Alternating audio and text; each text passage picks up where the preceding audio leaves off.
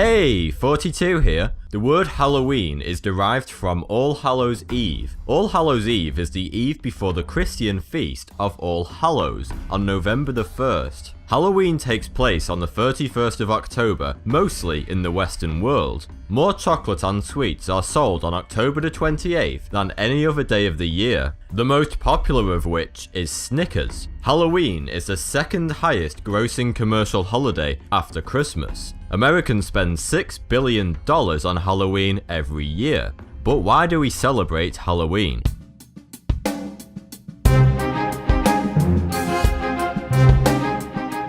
Halloween started about 2,000 years ago in Ireland. The holiday originated from the Celtic festival of Samhain. Samhain was celebrated by Celts in Ireland, the UK, and northern France. The festival was held to mark the end of the summer months and harvest time. The darker, colder months that followed were associated with death by the Celts. Samhain began at sunset on October the 31st. They believed this was the time when the ghosts of the deceased returned to Earth, because the boundaries between the world of the living and the dead were most blurred. So why do we call it Halloween today? The word Halloween comes from the Christians. Hallowmas is a 3-day Catholic holiday where saints are honoured and people pray for the recently deceased. At the start of the 11th century, the Pope decided that it would last from October the 31st until November the 2nd, because that's when Samhain was celebrated, and the church was trying to convert the pagans. October the 31st, the start of this Christian holiday, is known as All Hallows Eve, which over the centuries has been shortened. Firstly to All Hallows Even, and eventually, in the 18th century, to Halloween. The Irish brought their Halloween-like traditions to the US in 1840. However, the commercialized Halloween that we know today didn't start in the Western world until 1921, and mass production of Halloween costumes didn't start until the 1950s. Until then, Halloween costumes were homemade and just plain creepy. But why do we dress up for Halloween in the first place? During the old festival of Samhain, spirits were believed to cross over to the world of the living for this one night. People began to get scared at the thought of this, so they wore homemade masks and odd clothing in an attempt to disguise themselves from the spirits, so any evil spirits wouldn't harm them. Trick-or-treating is a tradition carried out across most of Europe, North America, and some parts of Asia. But the ritual of dressing up and knocking on strangers' doors in exchange for sweets differs greatly in some parts of the world. In France, Halloween is seen as an unwanted American influence, and the French rarely trick or treat. In fact, the French didn't fully celebrate the holiday until 1996, because of the French Catholic Church's strong campaign against Halloween.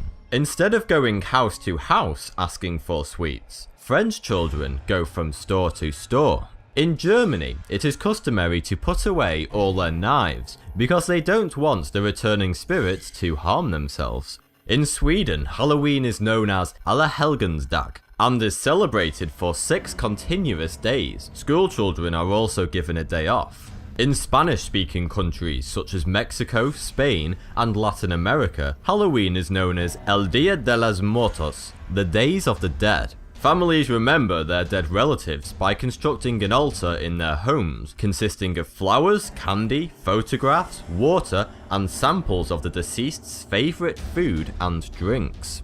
But how did the tradition of trick-or-treating originate? It all started in England, across the West Midlands and Lancashire, in the early 19th century, when children would go souling. Kids would go door to door, singing songs and begging for money, food and drink. They would sing songs such as, a soul, a soul cake, please good missus, a soul cake, an apple, a pear, a plum or a cherry, any good thing to make us all merry, 1 for Peter, 2 for Paul, 3 for him who made us all. The most common treat given out were soul cakes. They were small round cakes with a cross on top. Later, in 19th century Britain, souling gave rise to guising, where children would dress up and beg for fruit and money. But instead of singing songs to earn these gifts, children would put on full-blown performances, such as playing instruments and reciting poems. This tradition eventually gave way to modern-day trick-or-treating, when the Scottish and Irish brought it to North America in 1911.